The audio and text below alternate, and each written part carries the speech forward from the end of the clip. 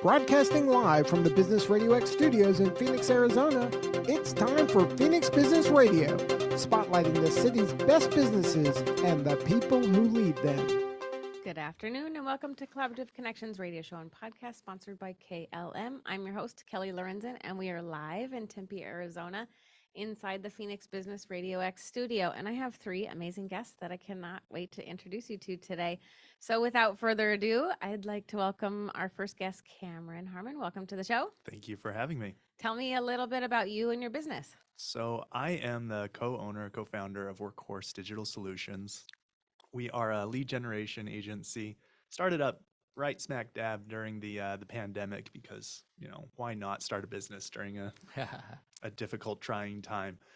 And our main focus is helping local service-based type businesses grow and scale their businesses. We found that a lot of these businesses might struggle with their marketing, and we value this opportunity to be able to help these businesses to grow because these are, this is the backbone of our society, backbone of our economy.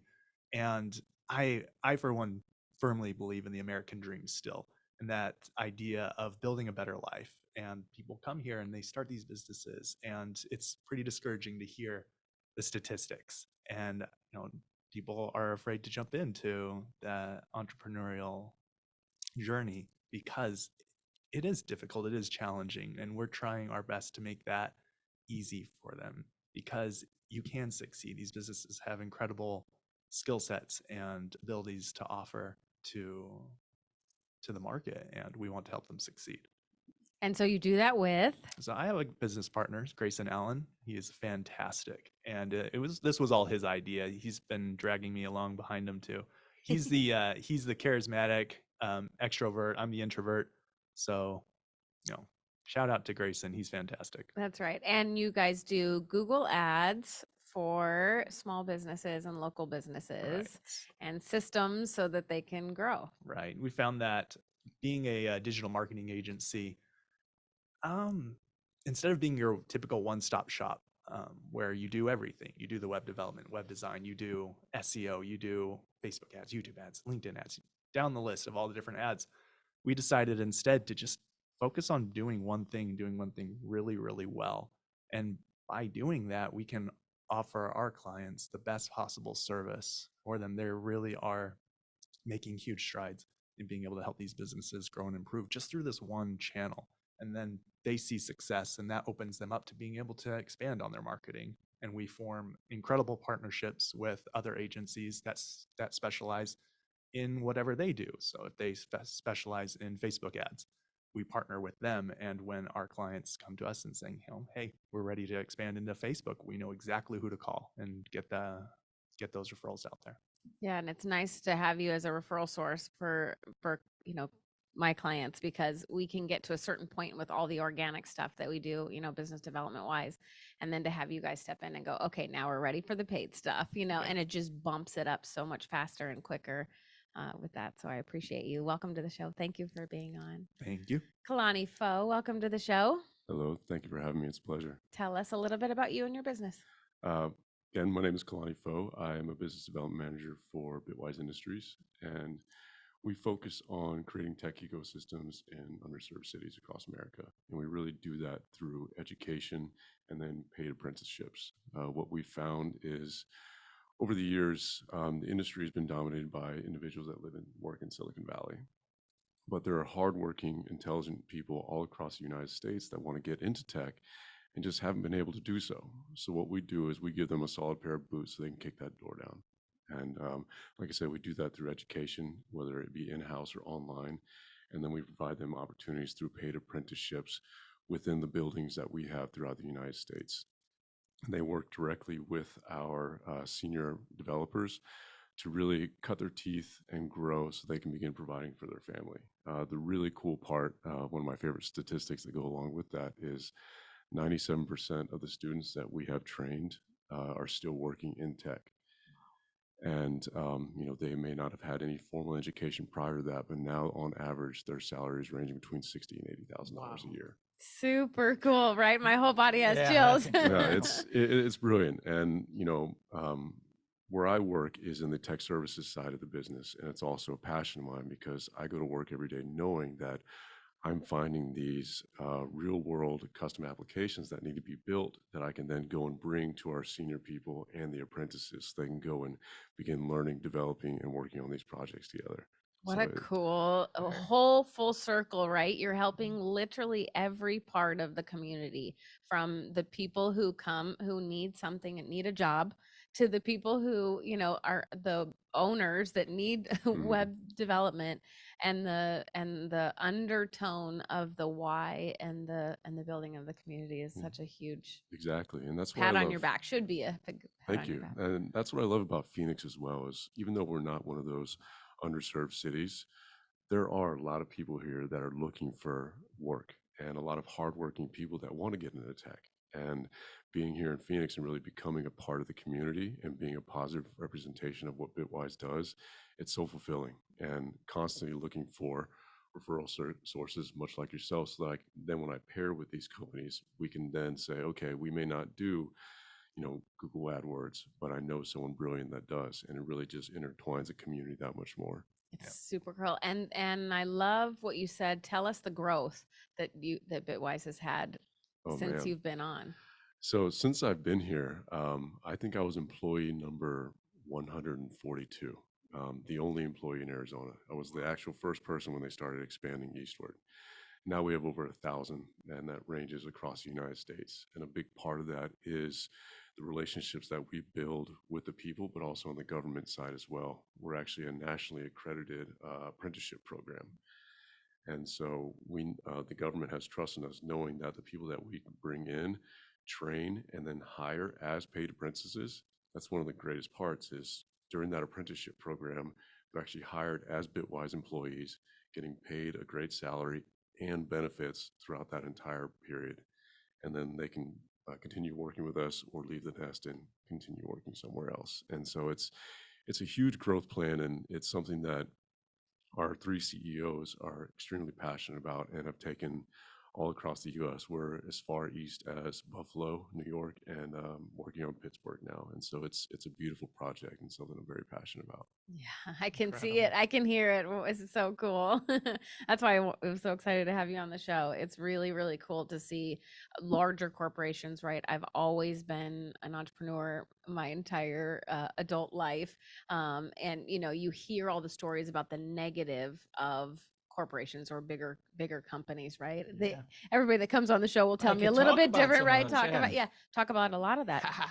It's really nice to see a company who's mid-sized to growing to large and scaling so fast like that actually is doing something for the community and giving back and talking about full circle and the whole social impact. I mean, you guys are doing all that within the company, which is huge. Yeah, I mean, one of our main missions is to create diversity and inclusion in tech, and we do that through the cities that we focus on, the people that we hire, but then also other things as well. Like with our smart websites, one of the main things that we focus on is making sure that everything that we build is ADA accessible. So we don't want to exclude anyone with anything that we build. That's right up my alley. So very, very important. It is. Well, and my third and not final guest is Jeff Topple. Welcome to the show. Thanks for having me. Tell us about you and your business. Obviously, you could tell which is the lawyer in the room by choice of dress. Rather be like these guys. So thank you again for having me. So my name is Jeff Topple. I'm a lawyer with the law firm of Farhang and Medcoff. For 15 years, I represented large employers. So we're going to talk about that distinction, large versus small employers, at a national firm that only represented employers. And recently I moved to a smaller Arizona-based firm. And one of the reasons, like you, is the ability to partner more. When I was at a large firm, I was only able to do employment law. And now I could do all sorts of things. It's a diverse firm where we have all attorneys who do, corporate and all sorts of things, and we're minority owned. And that's such an important part of what we do. So diversity, inclusion, even when I was working with the large corporations, that became such a big issue, but it really permeates everything. And it's great what you guys are doing. Yeah, that's really cool. Okay, so locally owned, one of my favorite things, right? Yeah. Entrepreneurship, locally Yeah, owned. Tell us about absolutely. the practice. So again, a lot of the attorneys, almost all of them came from large law firms in Phoenix and Arizona, mostly Tucson, I should say. Our base is in Tucson. We were founded there. We got about 10 attorneys down there who do a wide variety of things from corporate to labor and employment. A lot of us are labor and employment. That's my focus. And again, representing mostly employers. And what I love to do, like you guys, is keep people out of trouble. I hate when litigation, as we'll probably touch on, nobody wins in litigation, as everybody sitting here probably has dealt with at some point in their life. So I really like to do the preventative and compliance piece of it and help employers stay out of trouble. Yep. They don't like seeing me when they're in trouble.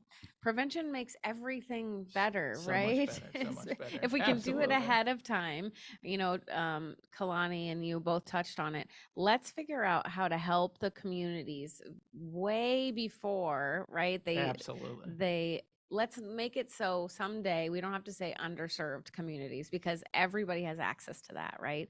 Luckily with the pandemic, you started a business, Cameron. It's like, wait, everybody goes online? Sweet. What can I do online at home and still make money, you Right. know? And so with technology and with all of us pushing to do stuff ahead of time, hopefully our lives will Absolutely. be better. Yeah. Well, that's exciting. All right. So entrepreneurship, community, you guys are starting to hear some of the topics that we're all very passionate about. And we are human beings. So, our whole world is not just work. So tell us a little bit about your backstory, Cameron. I know the backstory, but it's cool to hear the backstory of where you came from and what led you to jumping off the cliff into entrepreneurship. Oh my goodness. We're gonna go down that rabbit hole. Yeah. I was prepared to be a corporate cog my whole life. My dad was a corporate cog, my grandpa was a corporate cog, and I was set and ready to go down that same path. I got my degree in computer science. Went to ASU. I was born and raised here in Arizona, and never wanted to be an entrepreneur. Never wanted to start a business. When I got married, my wife, her dad, my father-in-law, he had his own business, and I just looked at it and just like, nope, that's not for me. That's too much hard work dealing with things that don't look like they're fun to deal with. But then COVID hit, and that kind of changed things. Now I'm in tech, and so for me it was no difference whatsoever in what I needed to do for work. They just told me to take my laptop home, and we'll see how this plays out. So no impact on my job whatsoever. I was very fortunate in that regard. But it turns out that when you don't have water cooler talk, when you don't get pulled into 20 useless meetings a day, it turns out you can finish your work each day pretty quickly. And so I found myself wrapping up work fairly early in the day, but you still need to stay by the computer, and there's only so much Netflix that you can consume. So I got bored and I decided to look into this business idea. Now using my skill set, using my background, I started to build websites for people that I knew, and saw a little bit of success with that, had a little bit of fun with that. And then my business partner, he reached out to me, and he's the one that was just like, hey, we should partner up. And he's a systems engineer. He's really good at figuring stuff out and solving people's problems. And I'm kind of like the hammer. You just point me to a nail, I'll destroy that. I'll destroy that nail. And that was kind of the start of it all for us. And this journey into entrepreneurship, I know that I'm very, very new to it, has been one of the most fulfilling experiences of my life. And I very much have a life that's full of significant moments. But this one has been a total game changer for me in helping me to realize that there is so much more out there, that there are more opportunities than most of us even think is possible. And while there's those heights that we can reach for, the thing that really is kind of cool for me is just that opportunity of helping other people.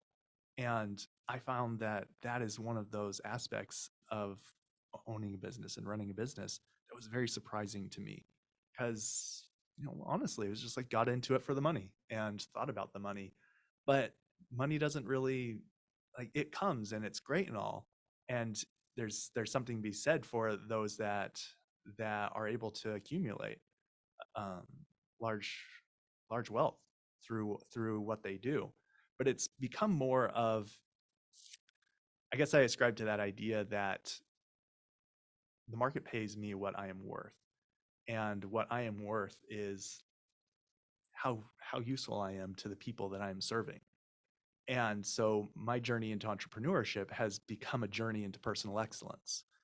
And I find that by my trying to be my best version of myself in providing the best service that I can for the people that are entrusting me with their businesses, um, I want to be able to look at them in the eye and say, I am doing absolutely everything that I can to help your business and help you be successful, and to have that spread into every area of my life.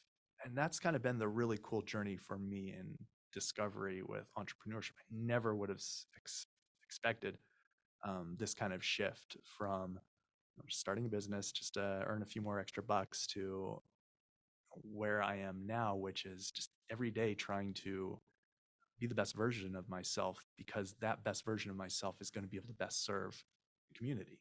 Super cool, right? For- Talk about professional development and personal development all coming into one thing, right? Right. First, I love that it's like a great COVID story. This is one of the positive ones coming out of COVID, and that you use that time. Do you have employees? We have our first employee. Well, because they're going to be lucky if that same philosophy, if you apply that to how you employ employees, that's not enough employers do that. So to recognize that and use that throughout your business, I think is going to be important. Right.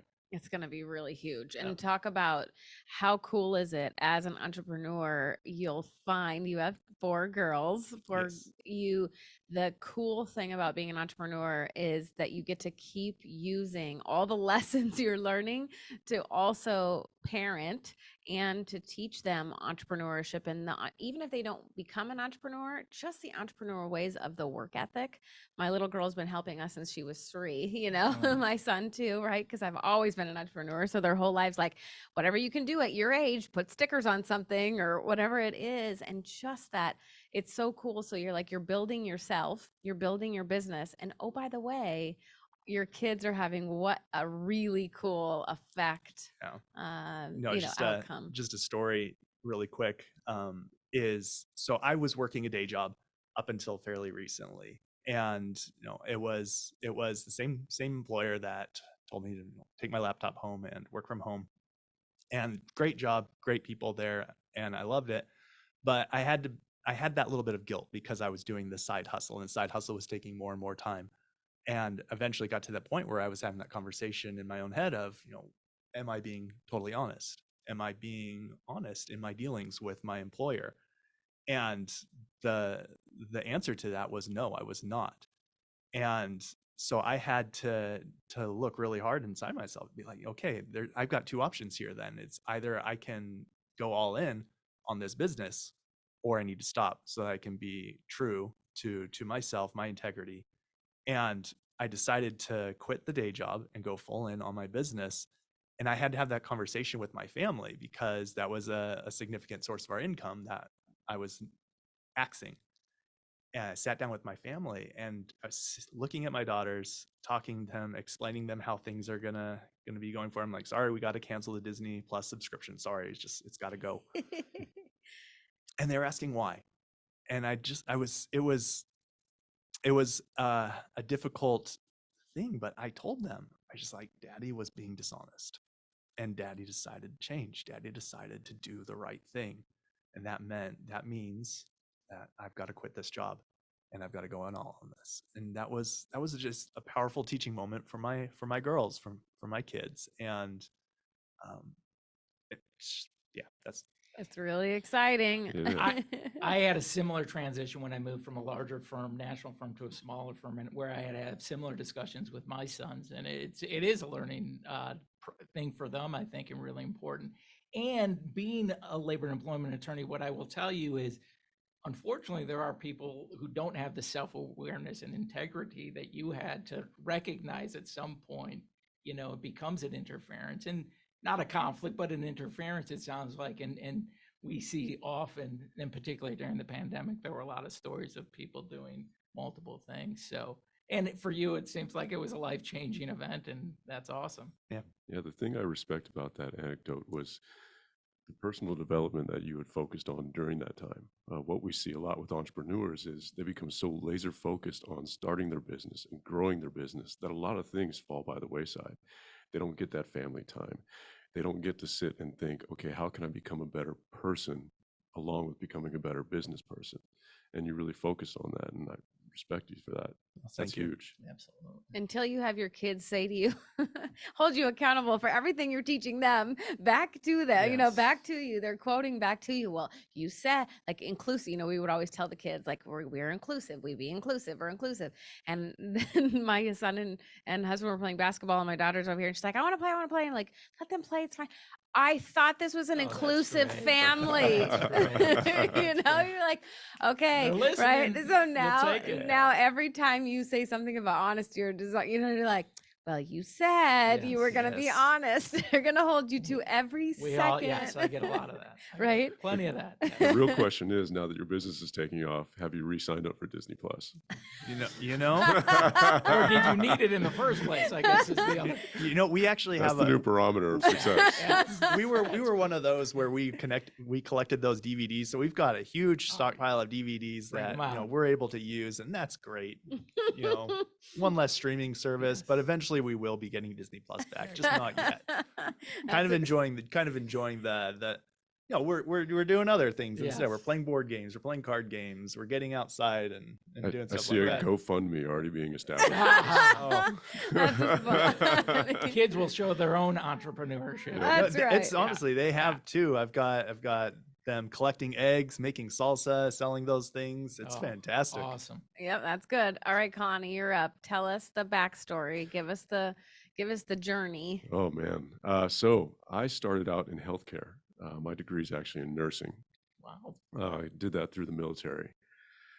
Did that for a while in Florida. Had an amazing job that I loved a lot. It was living the life, but some things happened that really affected me, and decided to make a change. And so what I did, I sat down and whiteboarded the skill set that I had that really made me successful in healthcare, and figured out what I could transition over to another career. And what I found is nursing is much like sales in the way that you're teaching. You're transferring information, you're helping people. And so I really leaned on that, and then began to really learn more about sales and, get these terrible jobs, as we all do for our first job, and just really refining my practice. And before I got this job at Bitwise, I was working in sales enablement. So I was going and teaching groups of individuals on how to become more effective salespeople. And then got a LinkedIn message one day from a woman by the name of Irma Olguin Jr., and who was the CEO of Bitwise. And I thought, this is strange. This seems spammy. She's like, I'm very interested, blah, blah, blah. We're expanding eastward. Want to fly you out to Fresno and do all these things. And I spent some time in Fresno, or excuse me, not Fresno, but the Bay Area. So I knew Fresno wasn't a vacation destination. Let's say that. But went out there and just saw the impact that they're having on the community by the way of repurposing old buildings, building them up in the Bitwise fashion, and all the impacts that they're having on the community just within that one particular area. And it was beautiful. I mean, you can feel the energy in Fresno because of what Bitwise has accomplished. And from then on, I was like, sign me up. This is great. What do you need me to do?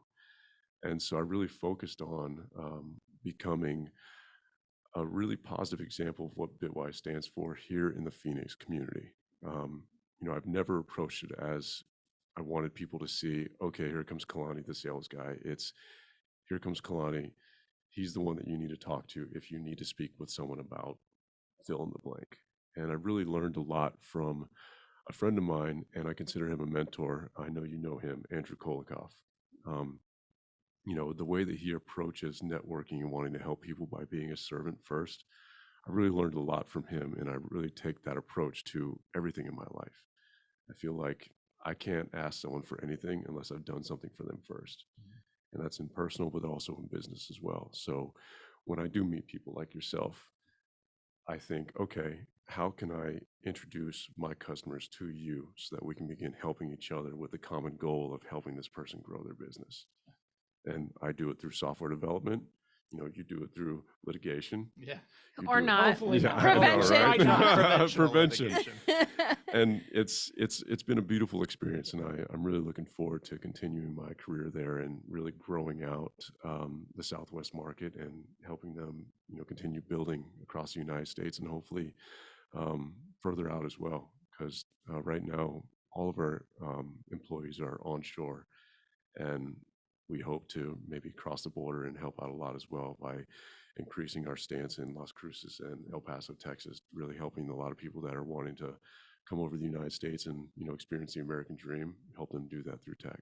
Right. Really, really cool. Yeah. Yeah, So what a cool backing to have, right? To align so perfectly, a company that aligns so perfectly with your personal mission. A big company that's backing you to do all of that. I mean, Incredible. that's Absolutely. huge. And be so fully supportive as well, because much like yourself, during COVID, you find that time to, okay, how can I grow? How can I make this time productive? And, of course, you work your butt off, but at the same time, you have all this extra time to do other things as well. So you figure out, okay, I don't want to watch Netflix. What else can I do? And so the company's been fully supportive of, I remember during COVID, I moved to Barbados for 3 months. Oh my God. I worked my tail off, but at the same time, when I wasn't working, I was on the beach surfing. And they're like, you know what? Company shut down. You're fully remote. Go for it.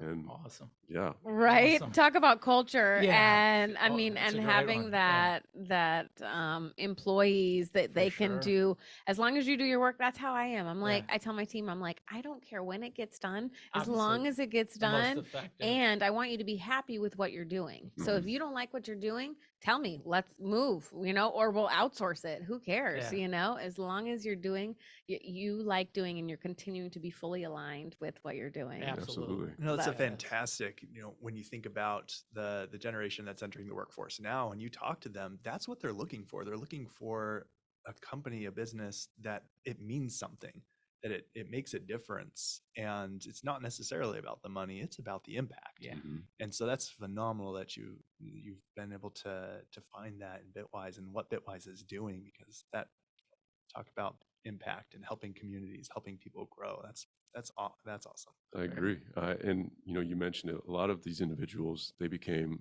digital nomads. We've all heard that Mhm. term, because a lot of people didn't want to be that cog in the wheel. They wanted the freedom, but also be able to make an impact from, Mexico, from Portugal, wherever it is they wanted to go. And so a lot of these individuals are out there just floating around, either becoming entrepreneurs or finding companies, much like Bitwise, that say, yes, do your job, love doing it, but also love your life as well.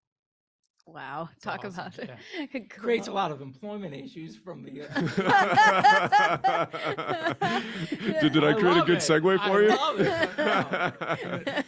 But yes. All right, you're Yeah, up, Jeff. so- Tell us the So tell us two the great COVID backstory. stories. I love it so far. So Yeah. mine was not as great, I would say. So COVID for an employment attorney was very challenging because employers were asking a lot.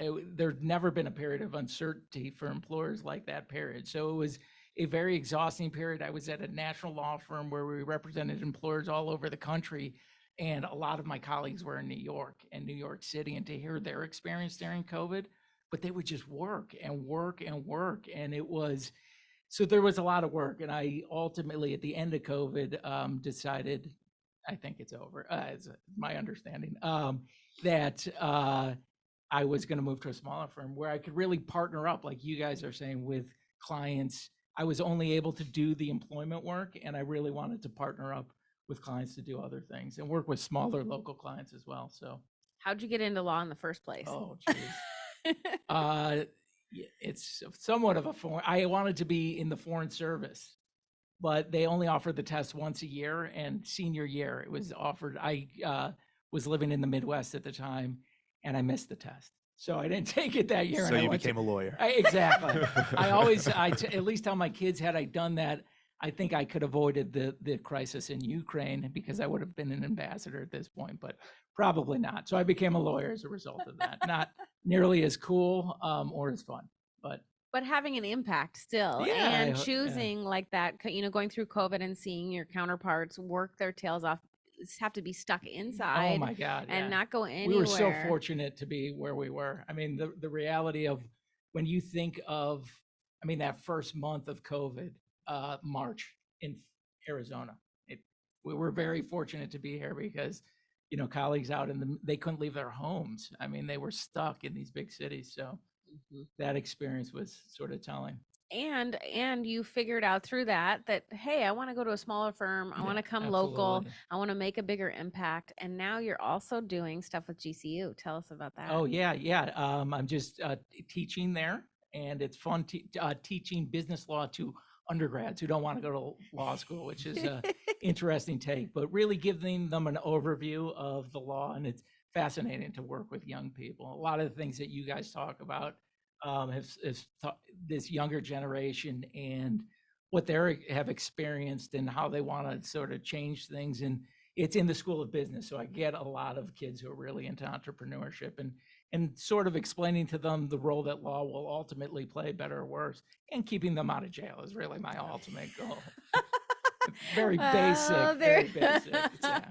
That's good. I Yeah. actually I took a law class in college, and I actually really liked it. So I Yeah. think it's good to have everybody have some exposure to it, Yes. so you know that there Yes. are things. And day one, I explained to them it is not Law and Order. Okay? What about Legally Blonde? Is Yeah, that- probably closer, somewhere in between the two of those. We get the actual law. He says that, then his phone rings and his ringtone is bum bum. Exactly. That would be really cool. You know, your and- kids and- would think you were cool. Oh, they would for the first time. But in class, I actually show clips of like people's court to again explain to them what the law is not.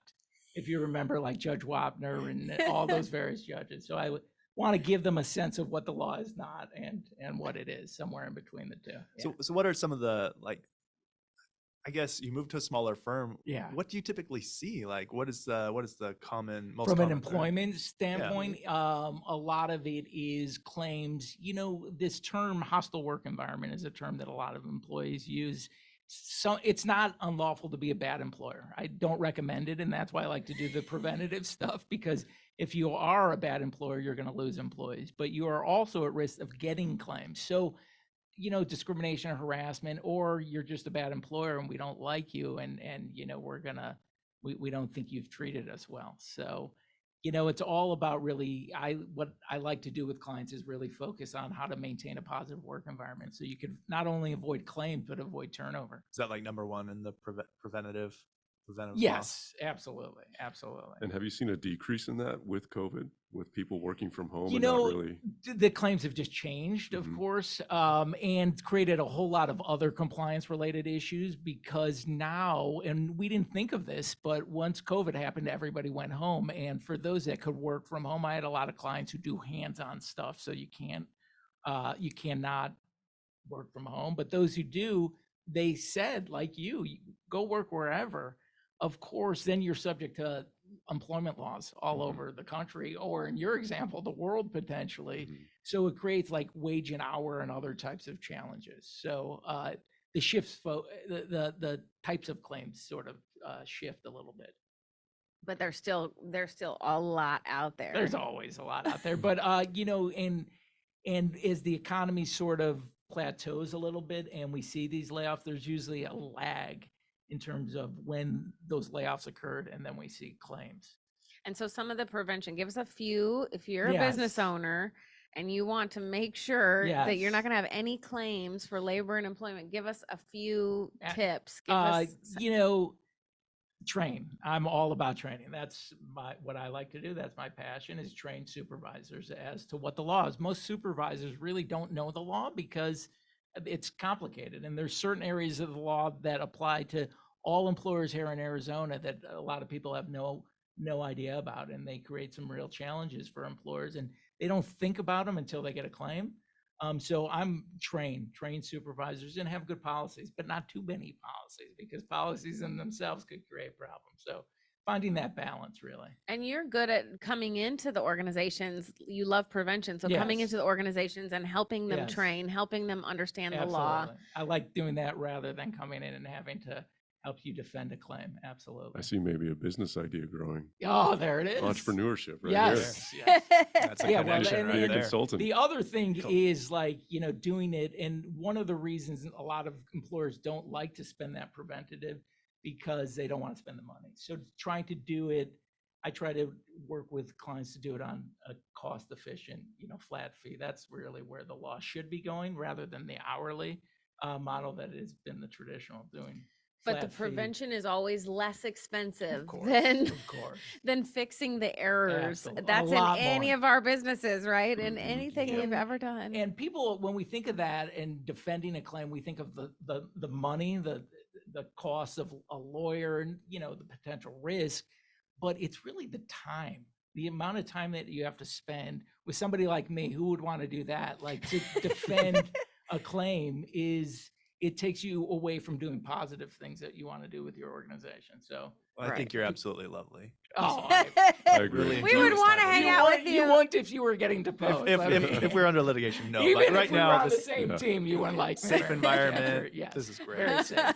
So- Well, I see what you're saying as well is, with the prevention side of things, it's more of an opportunity to build a stronger relationship with your Absolutely. clients, because they see that you care enough to let them know, okay, this is what I see happening and this is what we can train up in order to prevent this, instead of you coming in with some paperwork saying, okay, we're going to court, pay me a ton of Exactly. money. And you get to learn the organization a little more, because any organization, industry-wise, training has to be tailored, and it has to be somewhat entertaining. Let's cut to the chase. You're asking your supervisors to learn something that's not that fun or exciting. Harassment, discrimination, and employment law. You don't want to sit for that. So you want to make it fun and interactive, and that's another piece of it. But yeah, you want to sort of encourage people to really engage early, so you don't have to spend the more both financial and time costs down the road. Talk about the same with software and websites and Yeah. and marketing and everything, right? Like, here's the process, and if you just stuck with did this ahead of time, you wouldn't have. So I'm sure you saw the crazy when you were doing website Oh, yeah. development, Very much so. fixing all of it right instead of just doing it right the first time. Right. It's some people who don't quite understand that square peg in a round hole. Right. idea. So That's right. Okay, Cameron, tell us about tips. People know Google Ads.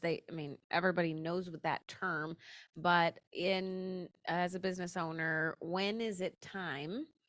When is it okay? What should we have done before to then do the Google Ads? So you've heard the term, B2C, B2B businesses typically find that with Google Ads, and kind of going something that you touched on very briefly, Jeff, was the idea of, because you're really good at what you do, you're able to give that good advice, and that helps your clients trust you a little. I hope trust I you didn't say more. that about myself. It was implied.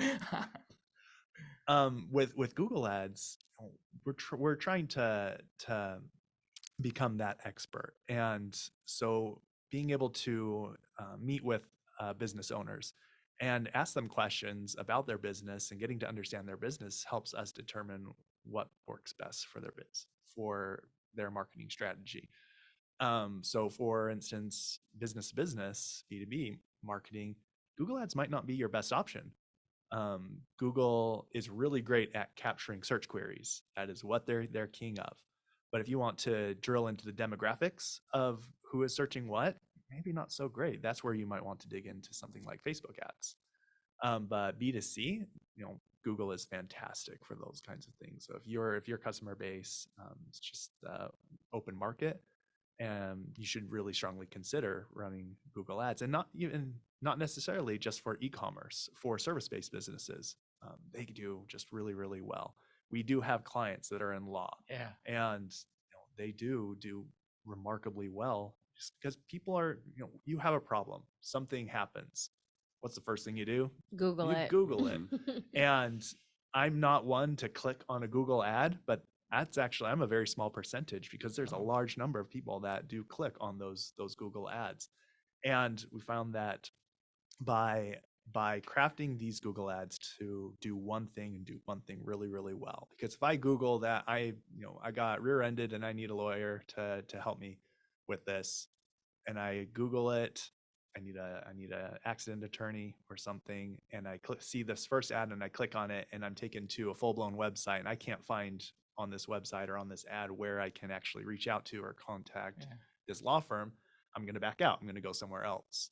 So having a targeted Google Ads campaign where you are offering one thing, one service, one product, whatever it is, and that ad takes them to a dedicated landing page where right there front and center it tells the person who's clicked on your ad how to get a hold of you.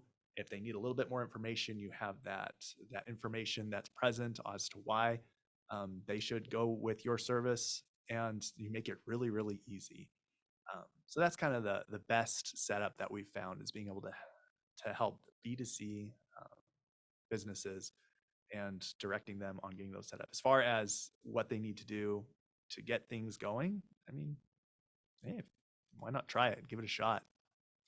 That's a great bit of information for the listeners, because I see a lot of people when they want to start advertising, they initially just think Google no matter what. And then they'll think Facebook as well. And they just end up dumping a ton of money into both and other avenues as well. And then think to themselves, it's not working. I'm spending a bunch of money and I'm not getting any results. When really they're just spinning their wheels, and they can go to someone like you that says, no, we need to focus on what's actually going to work based on your business. That's where you can put the money, see the results, and then begin building a client base based on that. Right. And it's also important to flesh out, what is their ideal client? Who do they want to call? Do I really want 100 of this particular client that was a headache, or do I want 100 of just that ideal, perfect client that checked all the boxes? And do you help them figure that out? And we can help them figure that out as well. And so now you have these businesses that are, they're running their marketing campaigns and they're getting calls from their ideal clients, and it's converting. They're throwing in, X number of dollars, and they're getting XX number of dollars back. And it's a beautiful thing for them.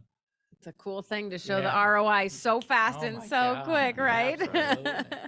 Not as easy with all the organic stuff that we do, No. but if you set it up right, and you talk to them about where is your business going. That's what I really like about you, Cameron. A lot of Google ad companies, a lot of SEO companies, they don't think of that. They don't think of, how can we help you as a whole? Where are you going? Where do you want to go? Who's your ideal client? How can we get you more leads? And then let's build the systems to do it right. We're the same way. Like we added consulting, marketing, and project management all into one company so that we can say, how do you want to, where do you want to go? What, as a human, as a business owner, where are you going? Who's your client? Well, let's figure out who that is. Okay, let's get it all set up. Let it, your storefront's ready. Now you do Google paid ads. Right. Now it's time to turn on that funnel because we've got it all set it up and it's all pretty and we know where you're going. And you want to pair that. You want to pair the PPC and pay-per-click with a long-term strategy. And that's where SEO becomes a factor, is making sure that you can be found on a normal Google search, not necessarily through ads. Pay-per-click and Google ads, Facebook ads, that's quick. That's really, really fast. And you can get those spun up and you can start getting conversions within a week. But there's only so much that can only take you so far, because it's ultimately a race to the bottom as the cost per click goes up and the cost per conversion goes up. But organic search and SEO, there's no limit on that. So really working with these businesses and helping them come up with a quick solution to get the ball rolling, but then working on a long-term strategy for that long-term game plan. It really is it's phenomenal what you can do with these online marketing tools. It's really cool. Really cool. All right. So Bitwise as a whole does web software development. Tell us who, give us some insight.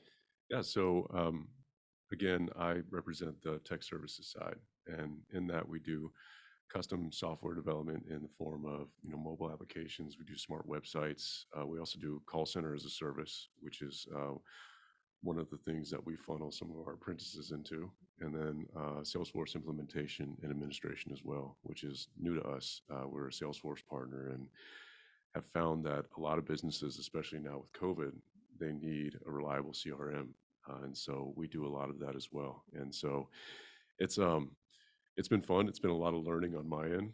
Typically from the start, I've just been going in and finding these really cool companies to work with that want to build out a smart website. But now it's becoming more of a challenge to learn more, which is fun because like you said earlier, you have a lot of personal development, but professional development, and you need that within your daily life as a professional and an individual as well. So, worked on some really cool projects with some really fun entrepreneurs here in Phoenix. Don't want to say any names just in case they don't want to be called out, but projects that have been featured on Shark Tank, then also some smaller ones that are really focused on driving change. One of the projects I'm working on now is creating a math toolkit. What this brilliant woman has found is that in the Black and brown population, especially with children, their math skills really drop off a cliff, and no one is really there to help educate them to get that back up. So she's found and developed a toolkit that really aims to help these individuals really raise their bar and their level of knowledge as well. And it's a really, really cool project that we're working on. She's a brilliant woman. Her kids, one of them is an astrophysicist, and the other Oh is my it's nuts. It is nuts, and that's just one of the cool things about working with. I'm not an entrepreneur, but working with entrepreneurs, because you get to hear their story and then also become a part of their story as well. Right. And the impact and the change that they're wanting to make on their communities, and then by you working with them so closely, you in turn are making an impact on the community as well. And that's one of the most fulfilling parts of what I do within Bitwise, outside of the going and finding software development projects, which is incredible and a lot of fun, because like I said earlier, that gives our apprentices the opportunities to say, okay, I worked on this project. They see it on Shark Tank and they're like, oh my gosh, like they got their families in front of the television saying, Daddy built that, Mommy worked on that. And so it's very, very cool. So how old are the apprentices? And what age is it? Are they? Oh, these are man, wide range. Wide range. It's some are coming right out of high school, but some are saying, one of the ones that I met recently, third generation landscaper, just pushed a lawnmower around and was like, I'm done with this. I want to get out of here. So went through our apprenticeship program. It starts out with 36 hours of self-assessed learning. And then we do the pre-apprenticeship, which is 84 hours, and that's where they really begin the learning the specific trade. And then after that, 6 to 12 months during that paid apprenticeship, where they get paid in the benefits. And then after that, they either stay on Bitwise or work within one of the many local companies that we have housed in our buildings, or they venture off and say, hey, I'm going to go try to work for Amazon or Google or something. Awesome. Wow, So really cool. Yeah. How does somebody get involved to know about the apprenticeship, or if they, are thinking about jumping ship what they're doing and want to get into web development? You can visit our website. It's Bitwise. It's BITWISE industries.com, and there's tons of information about our mission and story, and also the apprenticeship program, which it's my favorite part of the business, if you can't tell. Of Awesome, course. Well, awesome. how could it not be, right? Yeah, it's so fun, and also just meeting with the people and hearing the stories. I'm sure you have as well. Being an entrepreneur, just sitting here listening to your story, it's brilliant. And a lot of people, they say, they work, and much like yourself, you said you were working in the corporate field and saw an opportunity and wanted to go and try something new. And it takes a lot of commitment, especially when you have a family and 4 kids, to say, I'm going to leave. I'm going to quit this. We're canceling Disney Plus because Daddy's got to try something Probably new. the hardest part, if I had to Yeah. No, there guess. were some tears. Yeah, I mean, it's tough to say bye to Winnie the Pooh, Yeah. but when you want to do something like that, it takes a lot of commitment, and I commend you for that, along with all of our other apprentices as well, because it's tough to make a change like that, especially later on in life, and you have a family and people that rely upon you to put food on the table, and It's a brilliant, brilliant thing to be a part of. So is there an application process for these apprentices? Is that how you get in the program? There is. So Yeah. I think just if I may speak to your apprentices, like it is a difficult journey, but man, it is fulfilling. And I know Kelly, you've been an entrepreneur your adult 20 years, your yeah. whole adult life, and so I know that you can speak to this. I've just been doing this for 2.5 years, and it is incredible. It's an incredible journey. It is challenging, it is difficult, but those challenges are what help you grow. They help you become better. You might not have the skills to perform or to do certain things. You have to go out and you have to learn it. That builds that resilience, that builds that fortitude, it builds that problem solving, and it's like a muscle. And as you exercise that muscle, it just gets stronger and stronger, and you get better and better at it, and you're able to make a deeper and more longer lasting impact. And the fact that Bitwise is offering that level of education and training, paid apprenticeship too, that's phenomenal, for these individuals, and to be able to help these communities, that is truly inspiring. Yeah. And I imagine the stories that are coming out of that are absolutely incredible. They are. And, as we all know, especially you being in education as well, like the training aspect of it all, I learned a long time ago from my mentor that any bit of information that you acquire throughout your life, it is your responsibility to pass that on to others. Right. And I'm sure you being in that classroom with those students, although some of them may not want to be there, you see lights going Yeah, off, especially absolutely. when you show like the Judge Judy videos and they're like, wait, this isn't real life.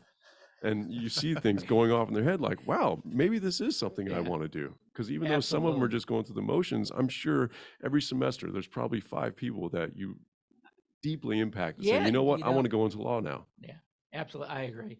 And it's fun working with kids cross-generational because to just how technology has changed, that's such and to have those conversations. And generally I would not be exposed to kids at this age level and it's just been a great opportunity, and education and what you guys are doing for this group is really incredible. The best student is a teacher. Right? Yeah, I I'm like sure that. you are Yeah. learning a Oh my ton. God, yes. About all sorts of things, some good, some bad, but yes, no, the kids are great. The same as entrepreneurship. The It's constant. Yeah, you're the main benefactor of the education. Yeah.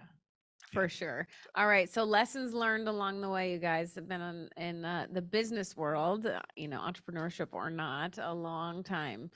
Tell us lessons learned or a favorite quote that you want to share with people.